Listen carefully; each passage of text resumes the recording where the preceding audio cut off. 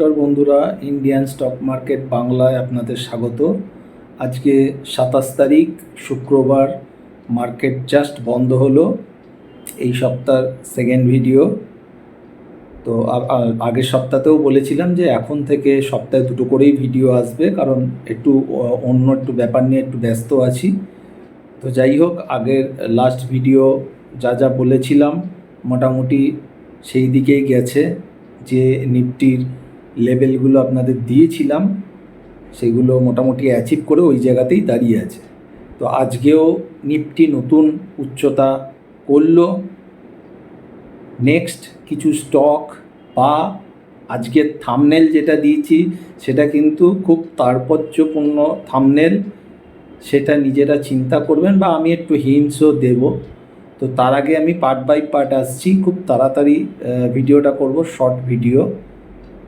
তার মধ্যে চেষ্টা করছি সব কিছু কভার করার। ফার্স্ট হচ্ছে, আমার কাছে প্রচুর মেসেজ আসছে হোয়াটসঅ্যাপে যে টিউশন দিই কিনা বা করাই কিনা। আমি এখানে কিন্তু অনেকবারই বলেছি, হয়তো নতুন নতুন যারা দর্শক আমাদের সাথে যুক্ত হয়েছেন তারা হয়তো জানেন না। তো যাই হোক, আমি আবারও বলছি, কোনো টিউশনি বা শেয়ার মার্কেট রিলেটেড কোনো রকম কোর্স আমার নেই, অর্থাৎ আমি করাই না। এক, দু নম্বর, যারা হোয়াটসঅ্যাপ করছেন তাদের তো আমি না বলেই দিচ্ছি, এবং তার সাথে তাদের বক্তব্য হচ্ছে যে দাদা তাহলে কে করায় ভালো একটু যদি বলেন। তো আমি এখানেই বলে দিচ্ছি যে হোয়াটসঅ্যাপে যাদের যা যা বলেছি আপনাদের এখানেই একবারে বলে দিচ্ছি যে ইউটিউবে বা ইউটিউব ছাড়াও অনেকেই শেয়ার মার্কেটের কোর্স এখন করান, কিন্তু কে ভালো করায় কে খারাপ করায় সেটা আমি জানি না। সেই জন্য আমি কারুর নাম রেকমেন্ড করতে পারছি না। আপনাদের যাকে মনে হয় ভালো তার কাছে করতে পারেন, কিন্তু আমি ব্যক্তিগতভাবে কোনো কোর্স করাই না। ভবিষ্যতে যদি কোনো দিন করাই সেটা নিশ্চয়ই জানাবো। আর রিকোয়েস্ট করছি, আর আমাকে হোয়াটসঅ্যাপ করবেন না এই ব্যাপার নিয়ে যে আপনি করান বা কে ভালো করায় সেটা একটু বলুন। আমি জানি না, কারণ আমি তাদের কারুর কাছে তো করিনি, আমি বলতেই পারবো না কে কেমন করায়। এটা গেল ফার্স্ট। সেকেন্ড রিকোয়েস্ট আসছে যে দাদা অনেক দিন হয়ে গেল, এবার একটা ম্যাগাজিন বার করুন।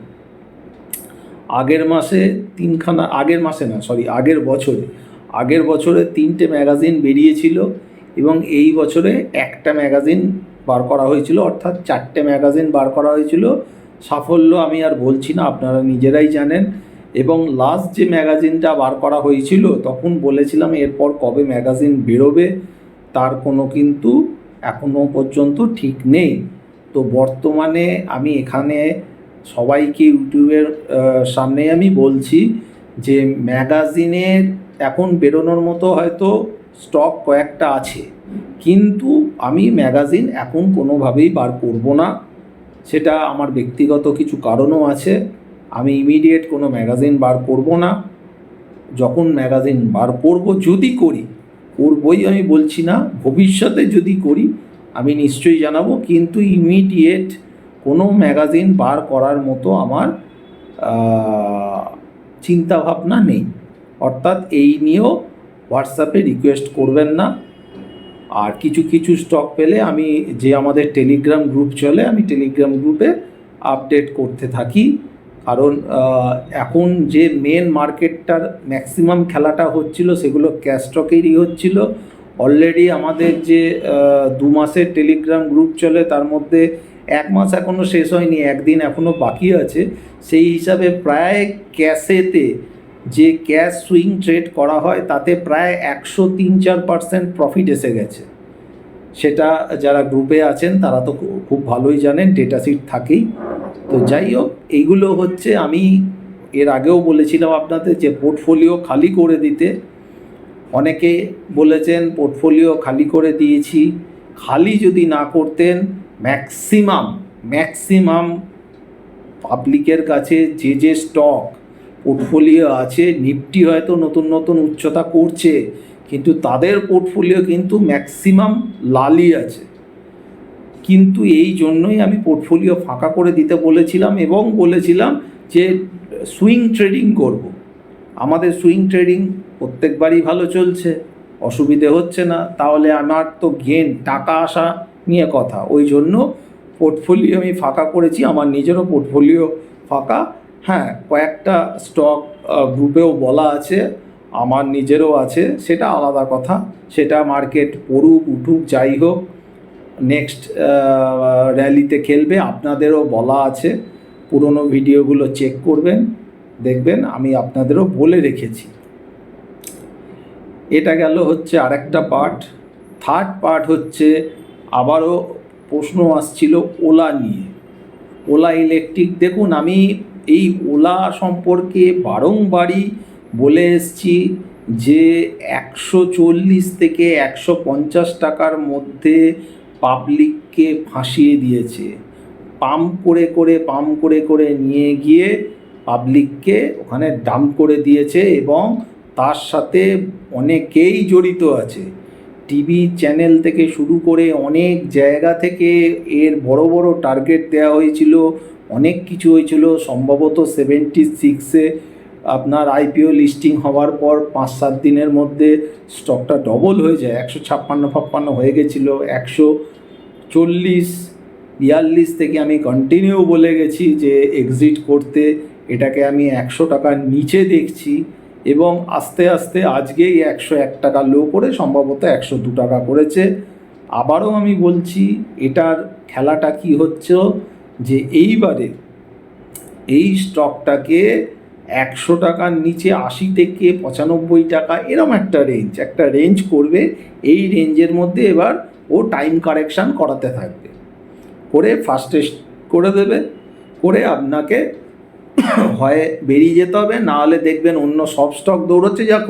এখন যেমন অনেক স্টক দৌড়াচ্ছে, ওলা কিন্তু আর দৌড়াচ্ছে না। কি করে দৌড়াবে?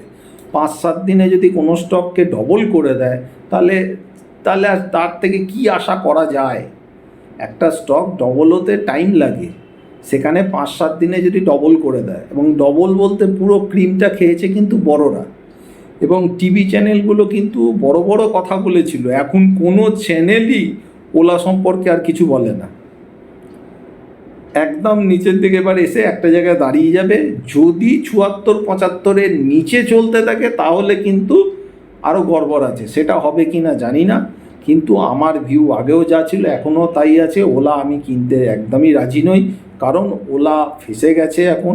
ওলা একটু ওপরের দিকে বাড়লেই কিন্তু সেল অফ আসবে, এবং যতদিন ওলা একটা ছোট রেঞ্জের মধ্যে দাঁড় করিয়ে রাখবে, যদি 80 থেকে 100-র মধ্যে দাঁড় করিয়ে রাখে, তারপর ওলা যদি অল্প বাড়ে তাহলে কিন্তু লোক বেচে বেরিয়ে আসার চেষ্টা করবে। তো আমার মনে হয় না ওলা সম্পর্কে অ্যাভারেজ করে খুব লাভ হবে বলে, সেটা আপনাদের নিজেদের ব্যাপার। আমি এই নিয়ে কিছু বক্তব্য রাখতে চাইছি না, আর ভবিষ্যতে ওলা নিয়ে আর কিছু বলবো না, কারণ একই কথা আমার বারংবার বলতে হবে। তারপরেও হোয়াটসঅ্যাপে আসে, দাদা ওলা কি করব। আমি জানি না ওলা কি হবে, কিন্তু আমার যেটা মনে হয়েছে সেটা আগেও যা বলেছি এখনও আমি তাই বলছি। এটা গেল ওলার পার্ট। ফোর্থ হচ্ছে যেটা হচ্ছে আমাদের নতুন স্টক না, পুরনো স্টক, আমার খুব প্রিয় স্টক,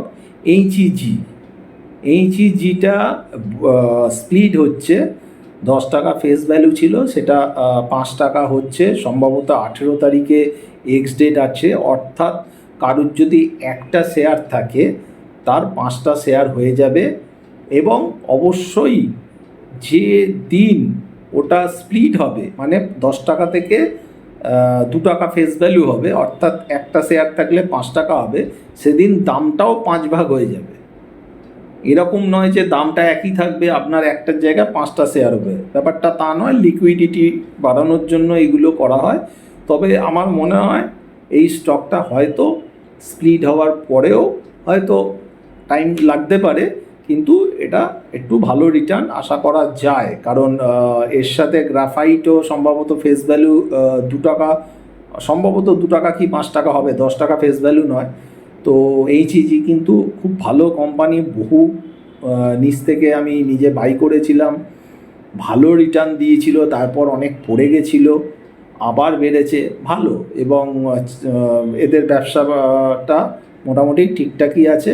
আমি কেনার জন্য কোনো রেকমেন্ড করছি না, কিন্তু বোনাস যেহেতু দিচ্ছে আমার আরেকটা ফেভারিট শেয়ার, একটা যেহেতু ওরাকল ফিনান্স আমরা জানেন একটা আমার ফেভারিট শেয়ার, আর একটা হচ্ছে এইচইজি, আমার অতীতেও খুব ফেভারিট শেয়ার ছিল, সেটা যেহেতু বোনাস দিচ্ছে এবং 18 তারিখ সম্ভবত এক্স ডেট আছে, তো সেই জন্য আপনাদের কাছে একটু ইনফরমেশানটা দিয়ে রাখলাম। এবার আসি হচ্ছে আমাদের নিফটি সম্পর্কে বলতে গেলে যেটা মেন বলার, আজকের যে থাম্বনেলটা দেওয়া হয়েছে, থাম্বনেলটায় কি দেখা যাচ্ছে যে ভাল্লুকের দল কাঁধে করে একটা রাজার মতো বা রানীর মতো ষাঁড় অর্থাৎ বুলকে সাজিয়ে গুজিয়ে নিয়ে যাচ্ছে।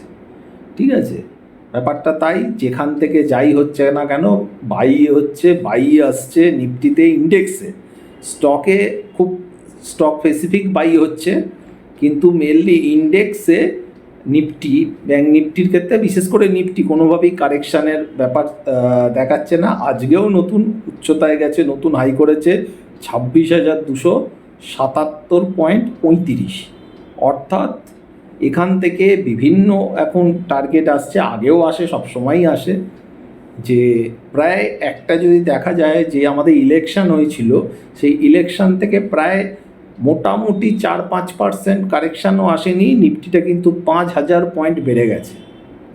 তো যাই হোক, বাড়তেই পারে, টাকার জোরে হতেই পারে। তো বর্তমানে কিন্তু নিফটির টার্গেট আসছে, আমি যা মোটামুটি একটু এদিক ওদিক দেখছিলাম, 28,000, 30,000, 32,000 এবং 2025-এর মধ্যে 50,000 টার্গেট বিভিন্ন জন বিভিন্নভাবে বলছে। হতে পারে, না পারার কোনো ব্যাপার নেই। ফান্ড যদি ঢালতেই থাকে তাহলে সোজা যেতেই পারে। টেকনিক্যাল কাজ করবে না সেটা অন্য কথা, কিন্তু আমার বক্তব্য একটাই যে ইন্ডেক্স বা নিফটি নতুন উচ্চতা করলে আমাদের মতো ছোট রিটেলাররা, তারা কি পয়সা পাচ্ছে? তাদের পোর্টফোলিও কি মানে খুব ভালো রিটার্ন আসছে? এটা একটু নিজেরা দেখুন।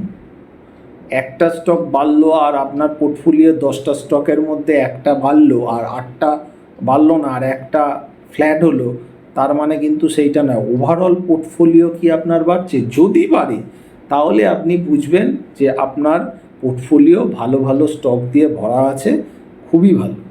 কিন্তু যদি দেখেন যে না, ওভারঅল পোর্টফোলিও আমার বাড়ছে না, নিফটি যা বাড়ে তার থেকে আমাদের পোর্টফোলিও কিন্তু মিড ক্যাপ, স্মল ক্যাপ বা আদার স্টক দিয়েই ভরা থাকে। নিফটির আর কটা স্টক আমাদের কাছে থাকে? অর্থাৎ নিফটি যদি বাড়ে তাহলে আমাদের পোর্টফোলিও আরও বেশি বাড়া উচিত। যদি ওভারঅল মার্কেট বাড়ে, সেইখানে দেখুন নিজেদের পোর্টফোলিওর কী কন্ডিশানে আছেন। যদি গ্রিনে থাকে, খুব ভালো গ্রিনে থাকে, তাহলে আপনি খুব ভালো স্টক বাছাই করেছেন। আর যদি রেডে থাকে তাহলে বুঝুন মার্কেটে কি চলছে। আমি নিফটির আজকে নতুন করে কোনো টার্গেট ওপর নিচ কিচ্ছু বলবো না, কারণ হচ্ছে বিভিন্ন জায়গায় এখন বড় ওপরের টার্গেট আসতে পারে।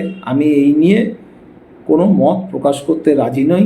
ব্যাঙ্ক নিফটি আজকে ওপর থেকে 500-550-600 পয়েন্ট কারেকশান দিয়েছে, আবার সোমবার ঘুরে যেতে পারে, সেটা আলাদা কথা। আরেকটা কথা, নেক্সট উইক কিন্তু আমাদের একটা ছুটি আছে, যেটা আমাদের সম্ভবত 2 তারিখ একসাথে পড়ে গেছে, মহালয়া এবং 2রা অক্টোবর গান্ধী বার্থডে। তার জন্য আমাদের পরের সপ্তাহে কিন্তু 5 দিন ট্রেডিং হবে না, 4 দিন ট্রেডিং হবে। তো আরেকটা কথা আমি একটু বলে রাখি, সেটা হচ্ছে নেক্সট উইকটা একটু ভাইটাল উইক। কোন দিক দিয়ে ভাইটাল সেটা আমি আর ডিসক্লোজ করছি না। হতে পারে নেক্সট উইকে বড় খেলা হয়ে গেল, হতে পারে উপরের দিকে বিশাল একটা শর্ট কভারিং আসতে পারে, যদিও এখনও সবে শুরু হয়েছে, আজকে কতটা শর্ট হয়েছে আমি জানি না, বা প্রচুর লং হয়ে যেতে পারে। মানে নেক্সট উইকে হতে পারে 1,000 পয়েন্ট প্লাস হয়ে গেল, এরকমও হতে পারে, নিফটির কথা বলছি। অথবা ওপর থেকে হঠাৎ করে বড় কারেকশানও আসতে পারে। মানে নেক্সট উইকটা একটা মনে হচ্ছে ভাইটাল উইক, 4 দিনের ছোট্ট উইক, কিন্তু একটু ভাইটাল উইক হতে পারে। তো সেই হিসাবে একটু দেখে কাজ করা ভালো।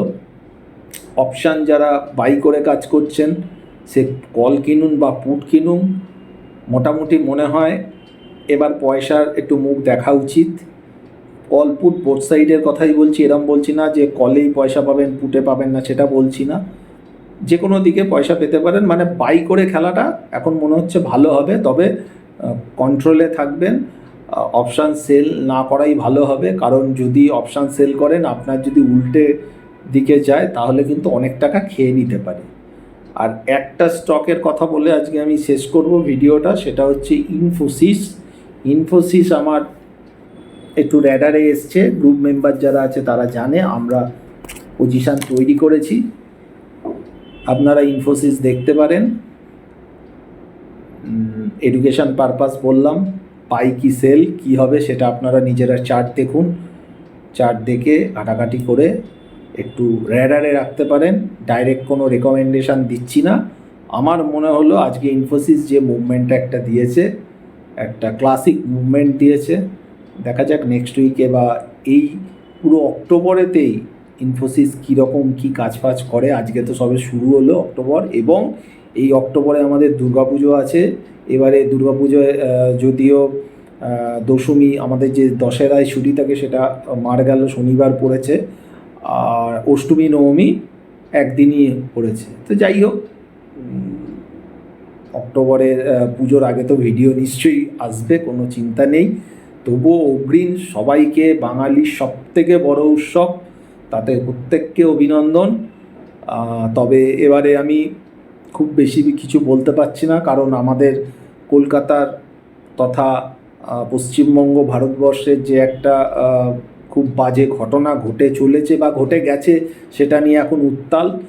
সেই পরিপ্রেক্ষিতে আমি খুব একটা আনন্দ করবেন বা আনন্দদায়ক ব্যাপারগুলো আমি বলছি না, কিন্তু আমাদের যে একটা বড় উৎসব তার জন্য সবাইকে অগ্রিম মানে শুভেচ্ছা জানাচ্ছি। যাই হোক, নেক্সট আবার ভিডিও আসবে নেক্সট উইকে। ততক্ষণ ভালো থাকবেন, সুস্থ থাকবেন, বুঝে শুনে ট্রেড করবেন। মনে হয় এবার একটু যারা অপশান কিনে কাজ করেন তারা মনে হয় পয়সা পাবে। আজকে এখানে শেষ করলাম, নমস্কার, ভালো থাকবেন।